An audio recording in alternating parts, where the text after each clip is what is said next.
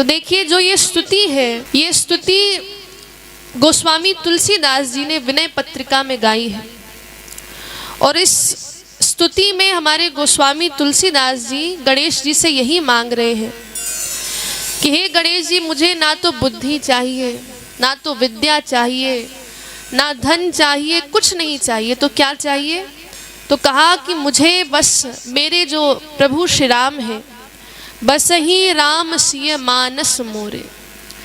हे गणेश भगवान, मुझे बस यही चाहिए कि मेरे इस मन मंदिर में राम सीता की जो वो सुंदर युगल जोड़ी है वो विराजमान हो जाए।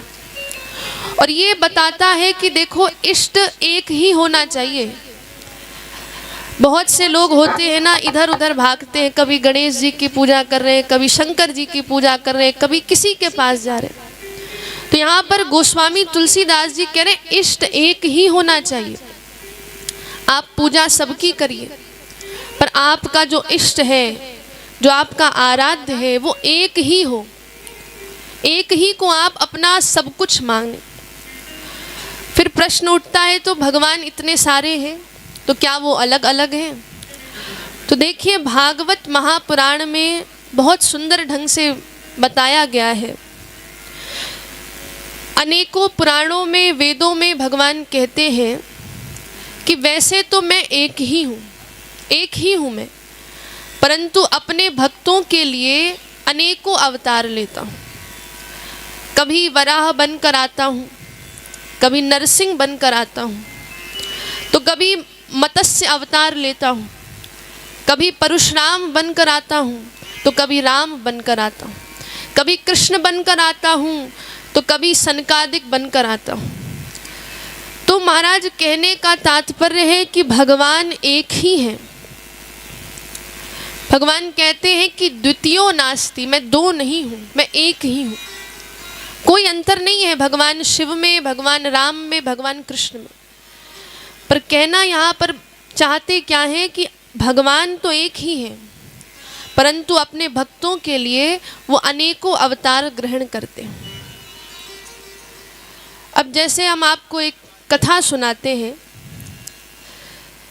किसी ने पूछा कि जो हमारे भगवान हैं वो इतने सारे अवतार क्यों लेते हैं, और भगवान ही क्यों लेते हैं, किसी को भेज दें। क्योंकि अन्य धर्मों में क्या होता है, दूत आते हैं। तो किसी ने पूछा कि आपके भगवान स्वयं क्यों आ जाते हैं अपने भक्तों के लिए। देखिए, ध्यान इधर रखना है सबको, सब मेरी तरफ देखिए, प्रेम से बोलिए राधे राधे। सारे भगवान क्यों अवतार लेते हैं? कभी किसी का नाम राम है, कभी किसी का नाम कृष्ण है, किसी का नाम शिव है। इतने सारे भगवान तुम्हारे यहाँ क्यों हैं? और भगवान क्यों आते हैं? हमारे यहाँ तो भगवान कष्ट नहीं करते, हमारे यहाँ तो वो अपने दूतों को भेजते हैं, वो नहीं आते। तो बीरबल ने कहा कि मैं इसका उत्तर जो है कल मैं आपको दूंगा। अकबर ने कहा ठीक है। तो बीरबल अगले दिन अकबर से कहता है कि महाराज, चलिए हम नौका विहार करने चलते हैं। कहाँ चलते हैं बंधुओं? नौका विहार करने।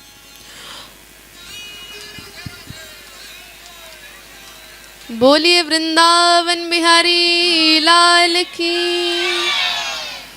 बोलिए कृष्ण कन्हैया लाल की जय हो। बोले राधा रानी सरकार की जय हो। हरे राम राम राम हरे हरे, हरे कृष्ण कृष्ण कृष्ण हरे हरे, हरे राम सभी ताली सेवा करते हो, संकीर्तन करो। राम राम हरे हरे, हरे कृष्ण कृष्ण कृष्ण हरे हरे, हरे राम राम राम हरे हरे, हरे कृष्ण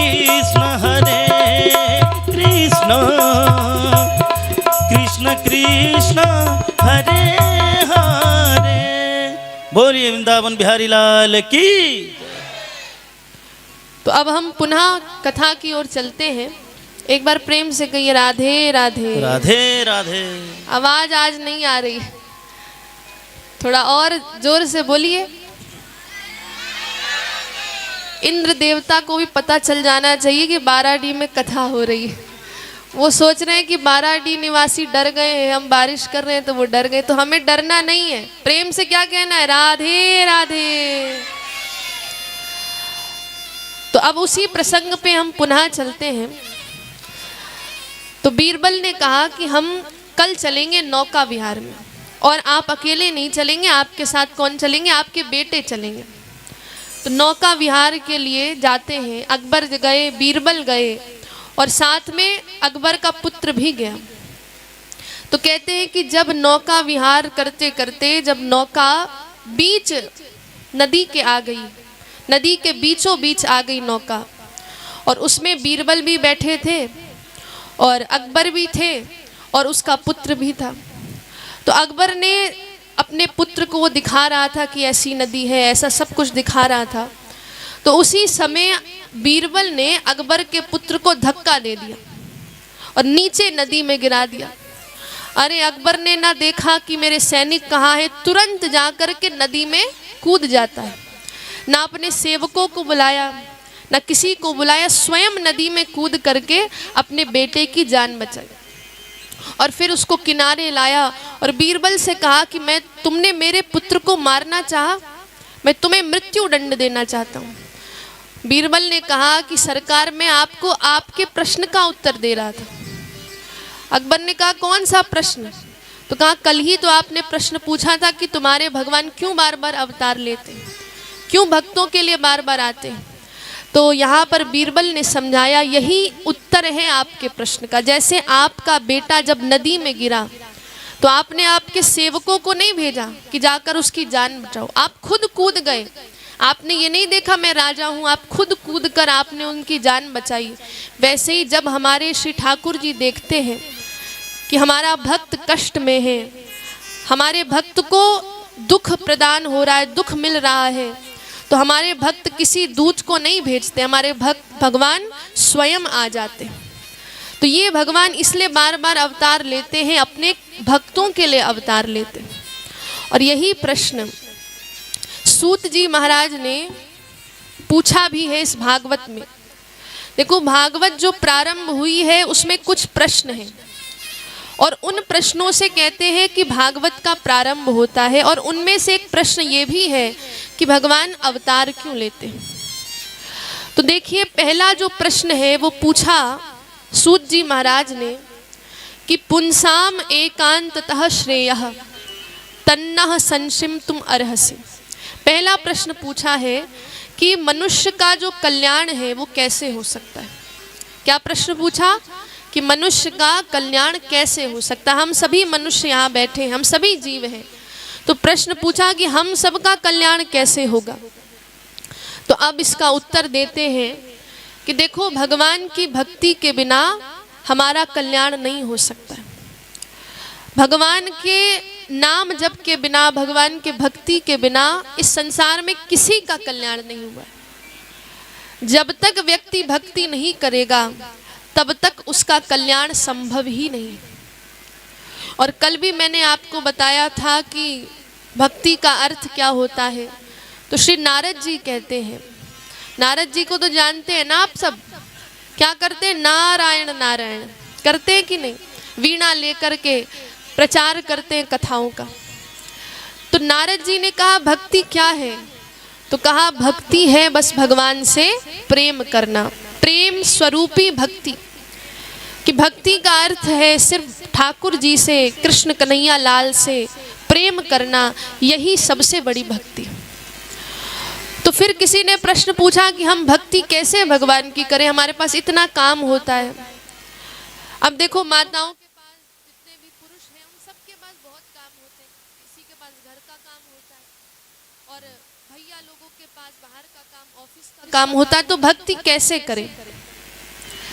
तो देखो इसका उत्तर भागवत में ही दिया गया है कि कायेन वाचा मन सेंद्रियर्वा, कि आप इस शरीर से, काया से, मन से, कायेन वाचा वाणी से, मन सा इंद्रियर्वा, मतलब मन से, इन 5 इंद्रियों से, इस देह से जो भी काम करें, बस क्या करना है, आपको नारायण को समर्पित कर देना। अब आप देखो झाड़ू लगा रहे हो घर में, तो बस ये कहो ठाकुर जी हम आपके लिए लगा रहे हैं। आप खाना बना रहे हो तो कहो ठाकुर जी आपके लिए भोग बना रहे हैं। आप ऑफिस में काम कर रहे हो तो ये कहो ठाकुर जी बस आपके लिए हम ये कार्य कर रहे हैं। तो जब आपकी भावना ऐसी हो जाएगी कि हम सिर्फ ठाकुर जी के लिए काम कर रहे हैं, थोड़ी आवाज बढ़ाइए, जब ऐसी भावना हो जाएगी कि तन मन धन से आप श्री ठाकुर जी के लिए काम करेंगे, तो फिर आप देखना कि आपका हर काम भी क्या बन जाएगा, भक्ति बन जाएगा। और यही भक्ति है कि कायेन वाचा मन सेन्द्रियर्वा बुद्ध्यात्माना वानु प्रकृति स्वभावात्, कि महाराज यही भक्ति है। फिर उसके बाद अगला प्रश्न पूछते हैं कि शास्त्रों का सार क्या है। दूसरा प्रश्न पूछा कि जितने भी समस्त शास्त्र हैं उनका सार क्या है। तो सूत जी महाराज ने जब ये प्रश्न पूछा तो उत्तर मिला कि श्रीमद् भागवत महापुराण में समस्त शास्त्रों का सार विद्यमान है, और उसी भागवत महापुराण को आप सभी श्रवण कर रहे हैं। बोलिए भागवत महापुराण की जय हो। समस्त जितने भी पुराणों का जो सार है वो श्रीमद् भागवत महापुराण में ही विद्यमान है। समस्त वेदों का सार इसी श्रीमद् भागवत महापुराण में है।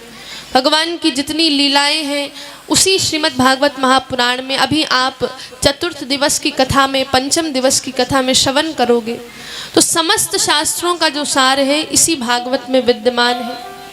फिर तीसरा प्रश्न पूछते हैं कि ठाकुर जी ने कैसी लीलाएं करी है, ठाकुर जी ने किस प्रकार की लीलाएं बलराम जी के साथ की है। तो ये सब प्रश्न आए हैं।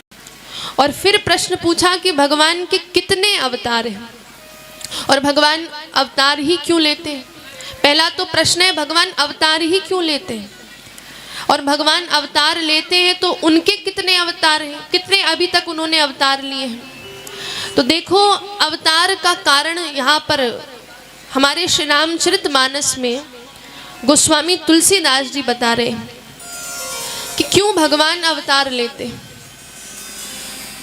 तो गोस्वामी तुलसीदास जी कहते हैं, जब जब हो ये धर्म की हानि, जब जब हो ये धर्म की हानि, बाढ़ही असुर अधम अभिमानी, गाढ़ही सुर अभिमानी, तब तब प्रभु धरी विविध शरीरा, तब तब प्रभु धरी गाइए भाव से, विविध शरीरा, हरहि कृपा निधि सज्जन पीरा, हरहि कृपा निधि सजन पीरा, श्री राम जय जय रामा। गाइए सभी लोग, श्री राम दोनों हाथ उठाकर ताली से राम जय जय रामा, श्री राम जय जय रामा, श्री राम जय जय रामा, मंगल भवन अमंगल हारी, मंगल भवन मंगल हारी, द्रवहु सुदशरथ अजीर बिहारी, द्रवहु सुदशरथ अजीर बिहारी, द्रवहु सुदशरथ अजीर बिहारी, द्रवहु सुदशरथ वज्र बिहारी। तो यहाँ पर गोस्वामी जी ने कारण बताया है और क्या कारण बताया है कि जब जब होए धर्म की हानि, बाढ़ ही असुर अधम अभिमानी। देखिए इधर देखना है सबको, बातचीत नहीं करनी है, बिल्कुल प्रेम से कहिए राधे राधे, थोड़ा और जोर से कहिए राधे राधे। तो यहाँ पर कह रहे हैं कि भगवान अवतार क्यों लेते हैं, तो कहा कि जब जब होए धर्म की हानि, जब जब धर्म की हानि होती, बाढ़ ही असुर अधम अभिमानी, जब ये क्रूर लोग, अभिमानी लोग ज़्यादा इस पृथ्वी पर हो जाते हैं, जब पृथ्वी का भार बढ़ जाता है, तो कहते हैं कि भगवान का अवतार होता है। तब तब प्रभु धरी विविध शरीरा, और तब हमारे श्री ठाकुर जी मनुष्य तन धारण करते, मनुष्य तन धारण करते हैं और क्या करते हैं, हरहि कृपा निधि सज्जन पीरा, सज्जनों की पीड़ा को हरते हैं, सज्जनों के कष्टों को हरते हैं। और इसका ही उत्तर हमारे भगवान श्री कृष्ण ने स्वयं श्रीमद् भगवत गीता में कहा है। गीता जी में वो स्वयं कहते हैं कि यदा यदा ही धर्मस्य ग्लानिर्भवति भारतः अभ्युत्थानम अधर्मस्य तदात्मानं सृजाम्यहम्, कि जब जब अधर्म बढ़ेगा तब तक मैं आऊँगा।